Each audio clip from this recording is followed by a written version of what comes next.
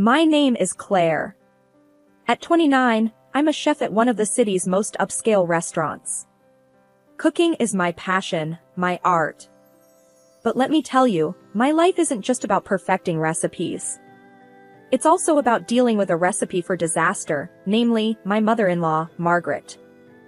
I met Alex, my husband, in a way most people do these days, online. We clicked instantly. He was charming, with a smile that could light up the darkest room. We married within a year, a small ceremony but filled with love. That's when Margaret entered the picture, and let's just say, she wasn't the typical doting mom. It was a crisp autumn evening when I first met her. Alex had arranged a dinner at our place. I remember being nervous, wanting to impress her. "Mom, this is Claire. She's an amazing chef," Alex had introduced me with pride in his voice. Margaret, a tall woman with sharp features, had looked me up and down, her eyes lingering on my apron like it was a piece of alien clothing. "A chef, huh? I hope you can cook something more refined than diner food." I had chuckled, nervously. "I'll do my best to impress you." Dinner was my arena, and I had put my heart into it. The table was set with my best dishes, herb-crusted lamb, a delicate risotto, and a chocolate mousse to die for. Margaret had poked at her food, a frown forming as she tasted each dish. "Well, it's edible, I suppose. Not what we're used to, but it'll do." Alex had shot me an apologetic look, but said nothing. That was Alex, always avoiding confrontation, especially with his mother. After dinner, as I was clearing the table, Margaret cornered me in the kitchen. "Claire, dear, I hope you understand that Alex comes from a refined family. We have certain standards." I had nodded, trying to keep my cool. "I understand, Mrs. Thompson. I'll keep that in mind." She had sniffed, her gaze cold and calculating. "See that you do. My son deserves the best." That night, as Alex and I lay in bed, I turned to him. "Your mother is quite something." He had sighed, pulling me close. "She's always been like that. But don't worry, we'll manage." Manage, I thought. If only I had known then how much of an understatement that would be. It was a busy Friday night at the restaurant. The kind of night where the kitchen is a whirlwind of activity, and I'm in my element, orchestrating the chaos. That's when Margaret decided to grace us with her presence, unannounced. I was plating a delicate salmon dish when I saw her sweeping through the dining area, like she owned the place. She had that look on her face, the kind that spelled trouble. My heart sank. I watched from the kitchen as she settled at a prime table, snapping her fingers for service. I wiped my hands on my apron, bracing myself for the inevitable. Emerging from the kitchen, I approached her table with a cautious smile. "Good evening, Mrs. Thompson." "What a surprise! What can I get for you tonight?" She looked up at me, her eyes sharp. "Oh, Claire, darling. I thought I'd try your little restaurant. Bring me your best dishes. Spare no expense." I nodded, my mind racing. "Of course, Mrs. Thompson." The orders were extravagant: caviar, truffle pasta, the most expensive wine. As I prepared her dishes, I couldn't shake the feeling of dread. When the bill arrived at her table, Margaret glanced at it, then waved it away. "Oh, I won't be needing this. Put it on Claire's tab. She's family, after all." My head chef, who had delivered the bill, came back to me with a puzzled look. "Claire, she says you're covering her bill." I felt a knot in my stomach. "Did she now?" I muttered, clenching my fists. I walked back to her table, the bill in hand. "Mrs. Thompson, there seems to be a misunderstanding. This is a business, and..." Margaret cut me off with a wave of her hand. "Nonsense, Claire. You can afford a little generosity for your family. It's the least you can do." I tried to keep my voice steady. "Mrs. Thompson, this is highly irregular. But she was already standing, her coat draped over her arm. "Don't make a scene, dear. It's unbecoming. Just take care of it." And with that, she left, leaving me with a bill that could pay my rent twice over. How could she? How could she just walk in and expect me to foot the bill for her extravagance? I felt used, cornered. And worst of all, I felt alone in this. Alex would just tell me to let it go, to keep the peace. But peace, I realized, came at a price. A price I was no longer sure I was willing to pay. Holidays. A time for family, laughter, and good food. Well, in my world, it meant one thing, cooking up a storm for Margaret's never-ending guest list and dealing with her endless demands. It was Thanksgiving, and as usual, Margaret had decided to host it at our place. "After all, Claire, you have the space, and you're such a good cook," she had said on the phone, her voice dripping with faux sweetness. The day before Thanksgiving, I was in the kitchen, buried under a mountain of groceries that I had paid for, of course. The menu was a laundry list of Margaret's favorites, no regard for what I or anyone else liked. As I was peeling potatoes, Alex walked in, looking sheepish. "Babe, Mom called. She wants to add a few more dishes. Some relatives just RSVP'd." I looked at him, my hands covered in potato skins. "More dishes? Alex, I'm already swamped here." He shrugged, avoiding my gaze. "I know, but you know how she is. It's just a few more people." "Just a few more people," I muttered. It was always just a few more people. The day of Thanksgiving was a blur. I cooked and cooked, the kitchen a battleground. When the guests started arriving, I was still in my apron, a whirlwind of pots and pans. Margaret swept into the kitchen, her nose in the air. "Claire, dear, do make sure everything is perfect. We have some very important guests." I forced a smile. "Everything's under control, Mrs. Thompson." The dinner was a hit, or so it seemed. I barely had time to sit down, let alone eat.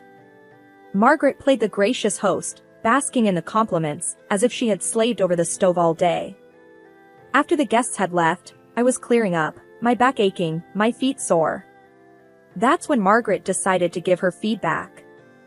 "Claire, the turkey was a tad dry, and the cranberry sauce too tart.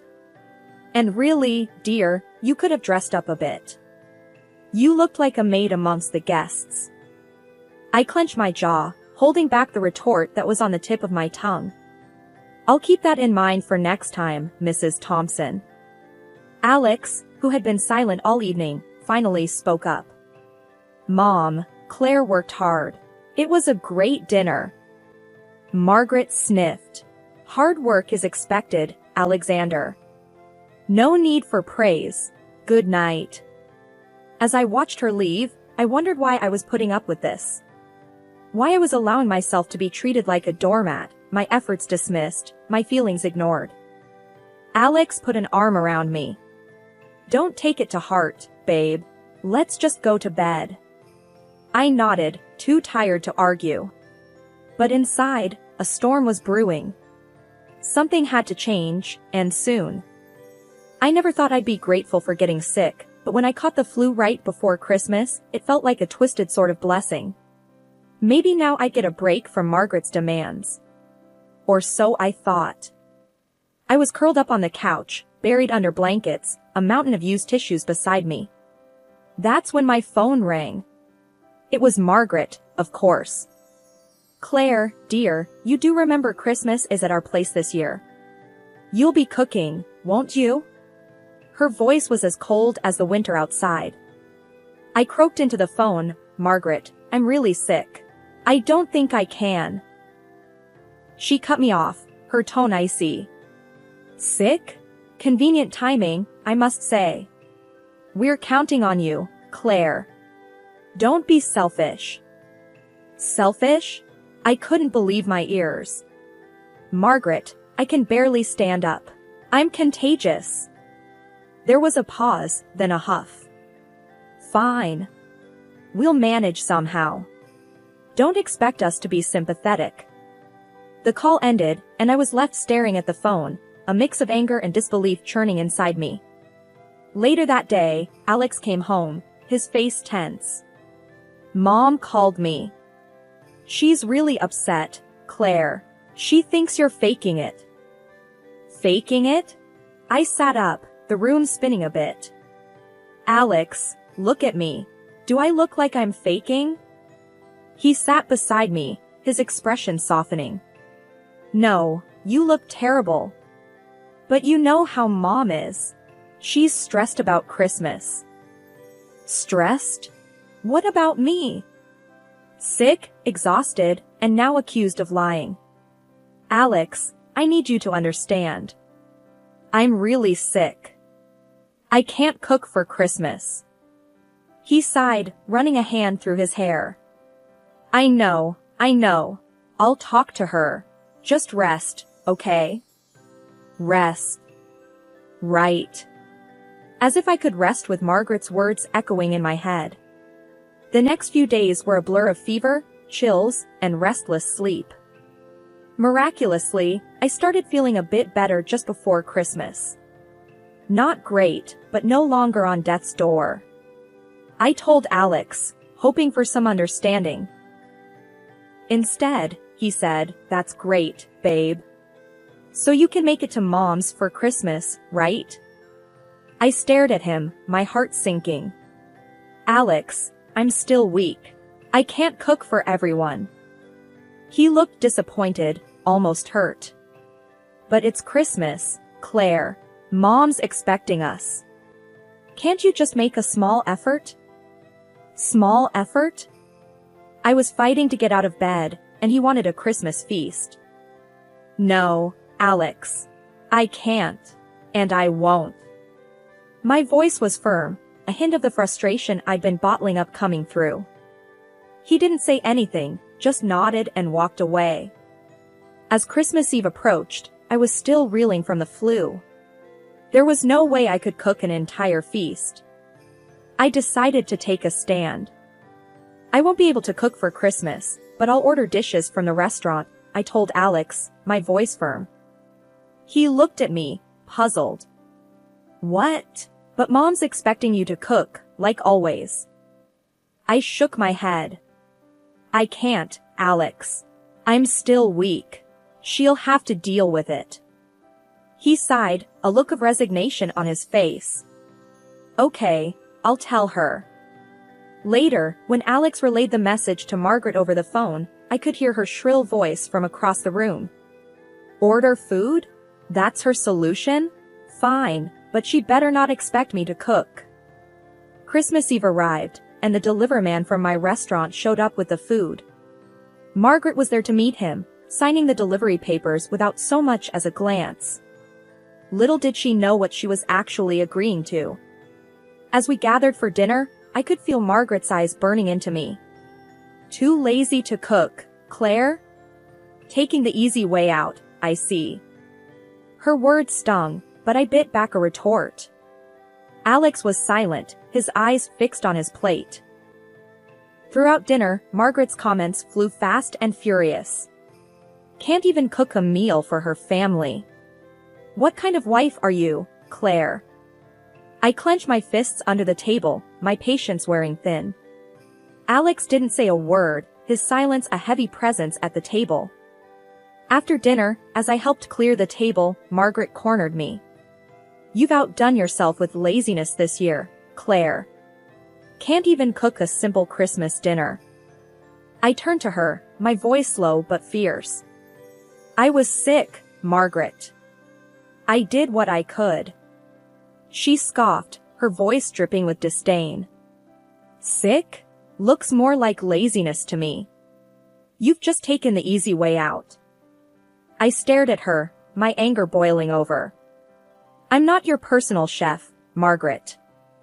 I'm not here to bend over backward for you. Her eyes widened in shock, and used to being spoken back to. But I was past caring. Alex finally spoke up, his voice weak. Mom, Claire's right. She was sick. But Margaret brushed him off, her gaze still fixed on me. You've made your point, Claire. Don't expect any sympathy from me. As all the guests gathered in the living room, I stood up, the eyes of the guests curiously fixed on me. A sly smile played on my lips, a sense of retribution fueling my courage. Before everyone leaves, I have something to say, I announced, my voice steady, yet loud enough to cut through the post-dinner chatter. Margaret, sitting at the head of the table, raised an eyebrow. What now, Claire? Another one of your excuses? No, Mrs. Thompson. It's about the dinner tonight, I replied, my satisfaction growing. You owe $5,000 for it. A collective gasp filled the room. Margaret's face transitioned from smugness to shock. Excuse me? $5,000? For what? I held up the invoice, detailing every item. For everything, the groceries, chef's labor, delivery. All of it. Her voice escalated, piercing the shocked silence. This is absurd. I will not pay for your incompetence. But you already agreed to, Mrs. Thompson, when you signed for the delivery, I countered, feeling a surge of power. She sputtered in disbelief. I signed for the delivery, not for this outrageous bill. From my folder, I produced the signed delivery papers. Unfortunately, you did. It's all legally binding. Alex, my husband, who had been a silent spectator, finally interjected, his voice laced with unease. Claire, isn't this a bit much?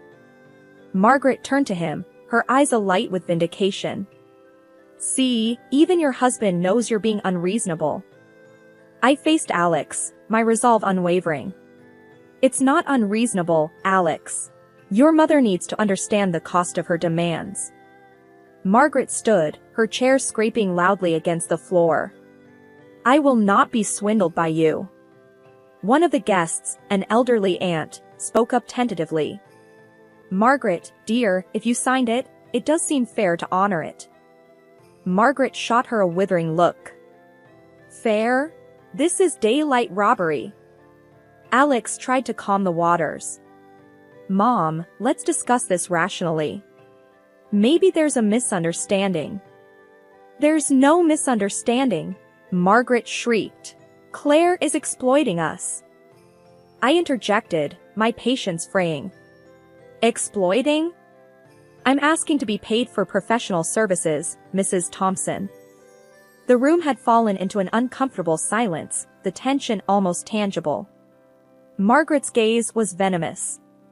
This is a declaration of war, Claire. You will pay for this. I met her gaze, my voice steady. I'm standing up for myself, Mrs. Thompson. That's all. As she stormed out of the room, the guests exchanged uneasy glances, whispering among themselves. Alex approached me, his expression a mix of frustration and disbelief. Claire, why did you have to do this? In front of everyone. I looked at him, a sense of finality settling in my heart. Because, Alex, it was time. Time to show that I won't be pushed around anymore. Not even by your mother. The guests began to disperse, the mood somber, the festive spirit lost.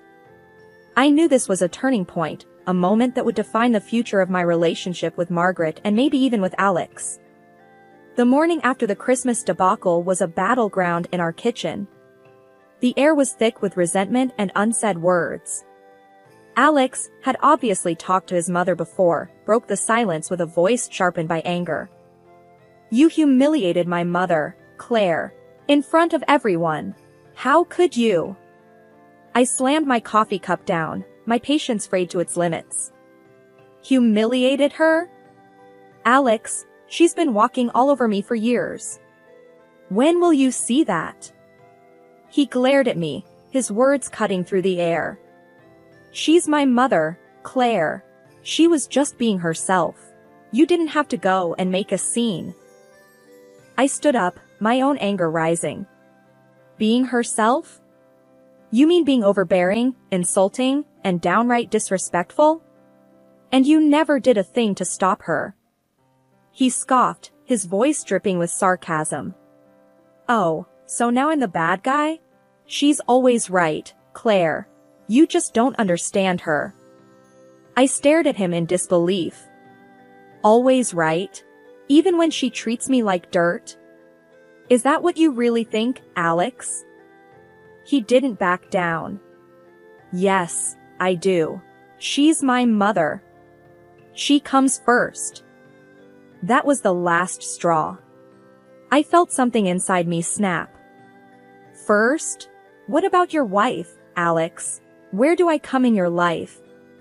He didn't answer, just gave me a cold, hard look. I took a deep breath, my decision clear in my mind. You know what, Alex? I'm done. I can't do this anymore. I'm filing for divorce. His face went from anger to shock. Divorce? You're going to throw away our marriage over this. I shook my head, a bitter laugh escaping my lips. No, Alex. I'm saving myself. From your mother, and from a husband who won't stand up for his wife. He looked like he wanted to say something, but no words came out. Instead, he just stormed out of the kitchen, leaving me standing there, a mix of anger, relief, and sadness swirling inside me. The rest of the day passed in a tense silence. The chasm between us had grown too wide to bridge. I knew I had made the right decision, but it didn't make it any less painful. Months had passed since I filed for divorce. The world I once knew had crumbled, but from its ashes, I was building something new, something that was mine. I found myself in the kitchen of my apartment, the morning sun casting a warm glow on the walls. The aroma of fresh coffee filled the air, a comforting presence in my newfound solitude. My phone rang, breaking the peaceful silence. It was my best friend, Lisa. Hey, Claire. How are you holding up? Her voice was filled with concern. I took a sip of my coffee, a smile touching my lips. I'm good, Lisa. Really, I am. I feel free. She chuckled. That's great to hear. You sound better. I leaned against the counter. I am better. I'm focusing on myself now, my career. I'm rediscovering who I am, without Alex, without Margaret. There was a pause, and then she said, I'm proud of you, Claire. You're doing what's best for you. I sighed, a sense of contentment washing over me. Yeah, it's been tough, but I feel stronger, you know? I'm finally standing up for myself. Lisa's voice brightened. Speaking of standing up for yourself, how's the restaurant doing? I glanced out the window, a sense of determination building within me. It's going great. I've been creating new dishes, experimenting. I feel alive in the kitchen again. That's the Claire I know, Lisa said, her voice warm with affection. Hey, why don't you come over tonight? Cook us one of your amazing dishes, and we can catch up. I laughed, the sound light and genuine. I'd love that, Lisa. It'll be nice to cook for friends again. After hanging up, I looked around my kitchen, a space that was once a battlefield of marital disputes and now a sanctuary of my independence. I picked up a photo from the counter, one of me and Alex in happier times. For a moment, I allowed myself to remember the good times, the love that once was. Then, with a deep breath, I put the photo away in a drawer. It was part of my past, a chapter that had closed.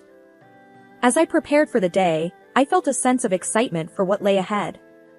The divorce had been a difficult journey, but it was also a journey of self-discovery and empowerment.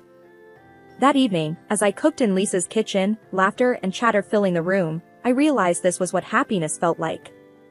No pretense, no pressure, just me being me. As we sat down to eat, Lisa raised her glass. To new beginnings, Claire. I raised mine, a smile spreading across my face. To new beginnings.